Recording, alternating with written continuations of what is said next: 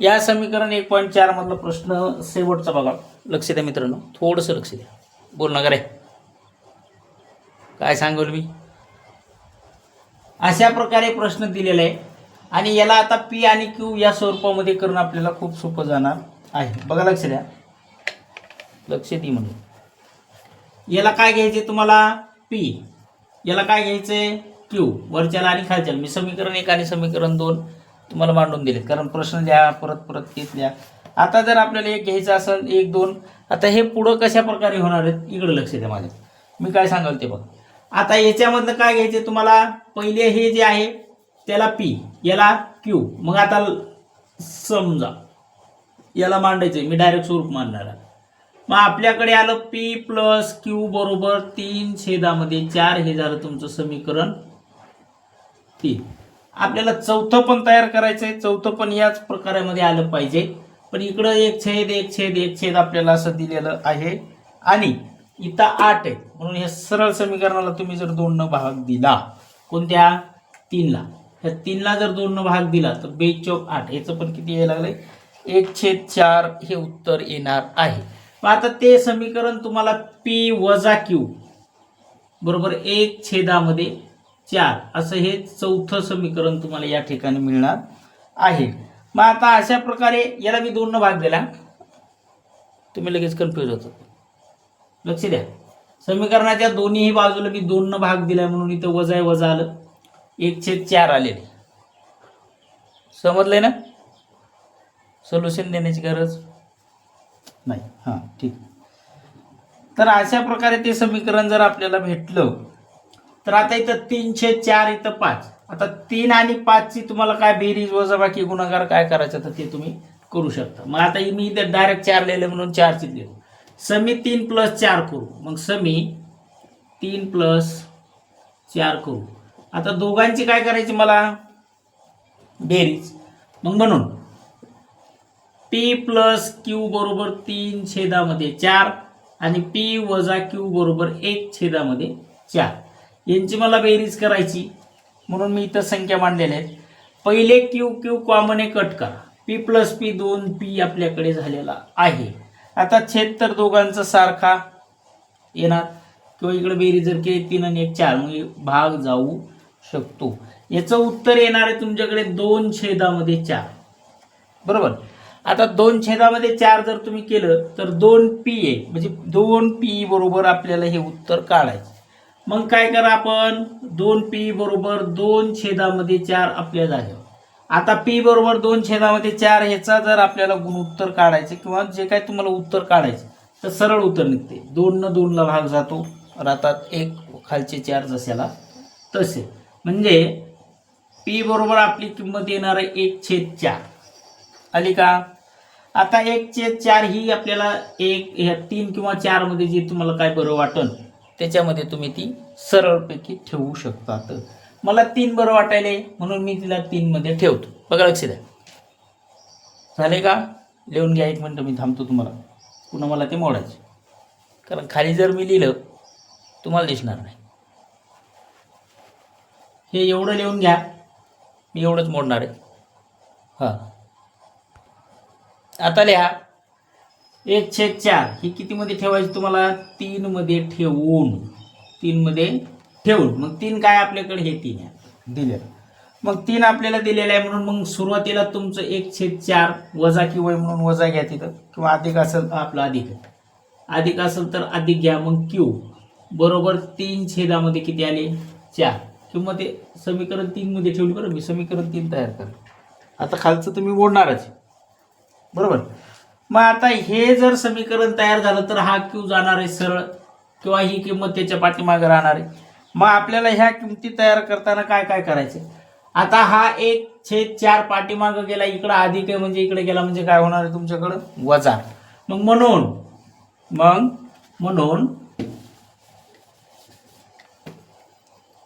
Q बरोबर 3/4 वजा 1/2. आता बरोबर उत्तर तुम्हाला काढायचं आहे. आता काय उत्तर आलं, 3 मधून 1 गेला म्हणजे 2 राहिला, छेद सारखा आहे म्हणजे छेदामध्ये 4.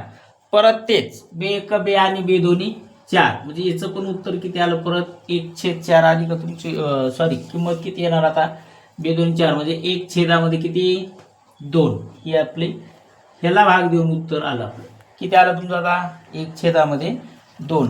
आता एका कंसात तुम्हाला पी कॉमा क्यू घ्यायचं आणि दुसऱ्या कंसामध्ये पीची किंमत किती होती क्यूची किंमत किती होती पीची होती तुमच्या 1/मध्ये 4 आणि कॉमा क्यूची आलेली तुमच्याकडे 1/मध्ये 2.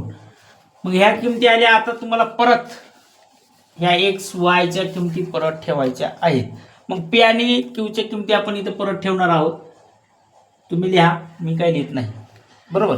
मग आता पीची किंमत किती आहे 1/4 याच्या बरोबर याच्यात आपल्याला काय समीकरण होतं 1/3x + y एवढं समीकरण तुम्हाला दिलेलं होतं. आणि आता याची किंमत आली आपल्याकडं 1/2. मग ह्याच्या काय समीकरण तुम्हाला दिलेलं होतं तेच होतं फक्त फरक वजाबाकी 3x - y एवढं तुम्हाला या ठिकाणचं उत्तर दिलेलं होतं बरोबर. मग आता आपल्याकडे याची किंमत आहे पीची 1/4 आणि क्यूची आपल्याला किंमत काढायची आहे. मग छेद सारखा आहे म्हणून आपण 4 घेतलं तरी चालते. मग आता लक्ष द्या म्हणून इकडे काय येणार आहे तुमचं 3x + y = 4 हे आणि याला समीकरण 6 आपण नाव देऊ बरोबर. आता समीकरण तयार करून दाखवतो. आणि दुसरी हे छेदातले 2 आहे म्हणून त्याची एक किंमत काढायची आपल्याला. त्याचं काय आपल्याकडे दिलेलं 3x - y = 2. याला नंबर द्या 7 बरोबर. किती नंबर द्यायचा 7. आता समी 6 आणि 7 ची बेरीज करू. याची बेरीजच करायची आता सरळ बेरीज करू. इथं लिहा बेरीज करू. मग बेरीज करताना काय झालं 3x ची बेरीज करायची y तर कॉमनच येणार इकडे आला 6x हा y कॅन्सल करा बरोबर. मग 4 आणि 2 किती भाऊ 6 आलं. आपल्याला काढायची x ची किंमत. मग x = 6 तुमच्या जागेवर राहिले. हा 6 गुणाकारात. आपल्याला ज्या वेळेस x = 6 विचारला जाईल त्यावेळेस हा 6 गुणाकारातला कुठं आला भागाकारामध्ये. मग x बरोबर तुमची किंमत किती आली तर आमची किंमत आली 1 कारण भाग जातो 6 1 6. मग परत ही x = 1 ही जी किंमत आहे ती तुम्हाला कोणतं बरं वाटतंय त्याच्यामध्ये ठेवा. दोन्हीपैकी कोणत्या एकात ठेवली तरी हरकत नाही. आता मी हे भाग मोडणार झालं एक तुमचं ठीक बरोबर. आता ही किंमत तुम्ही कोणत्याही एकामध्ये ठेवू शकता तर कोणत्याही एकामध्ये. मग याच्यात ठेवा 6 मध्ये ठेवा किंवा 7 मध्ये ठेवा तुम्हाला जे बरं वाटते त्याच्यामध्ये तुम्ही ठेवून देऊ शकता. तर मग मला 6 बरं वाटलं मी 6 मध्ये ठेवलं. किती आली एक्सची किंमत तुमच्या इथे x आहे. मग आपल्याला 3 गुणाकारामध्ये एक किंमत आली म्हणून 1 + y = 4 जशाला तसे. आता 3 आणि 1 चा जर तुम्ही गुणाकार केला तर 3 1 3च राहणार बरोबर. मग म्हणून प्लस y = किती 4. आता y = 4 हे जागेवर राहणार. 3 काय तुमचे अधिक आहेत ते पाठीमागे आले म्हणजे काय झाले वजा झाले. मग y = 4 आपल्या जागेवर हे 3 वजा झाले. आता y = किंमत काढायची तुम्हाला ती पण किती आली तुमची 1. दोन्ही समीकरणाच्या किमती तुमच्या सारख्या आलेल्या आहेत. मग आता मला x आणि y च्या किमती लिहायच्यात. मग मी काय करणार एका कंसामध्ये x या ठिकाणी कॉमा दुसऱ्या कंसामध्ये y. इकडे x ची पण 1च आली आणि y ची पण 1च आली. ही तुमच्या दिलेल्या एक सामायिक समीकरणाची उकल आहे. अशा प्रकारे आपला सराव संच 1.4 मधला चौथा प्रश्न संपलाय. पुढे आपल्याला शाब्दिक उदाहरणं दिलेली आहेत. त्याच्यानंतर त्याच्या अगोदर तुम्ही पेज नंबर 20 21 22 याच्यावरली काही सोडवलेली उदाहरणं आहेत तेवढे अभ्यासा. कारण अशा खूप छोट्या छान पद्धतीमध्ये ते उदाहरण तुम्हाला सोडून दिलेले आहेत. त्याच्यामुळे मी इथं थांबतो. आता न समजलं असेल तर विचारा. आणि चॅनलवाल्याला विनंती आहे आपल्या चॅनलला सबस्क्राईब करा लाईक करा कारण लाईक आणि कमेंट आता जास्त येत नाहीत. थांबतो. जय हिंद.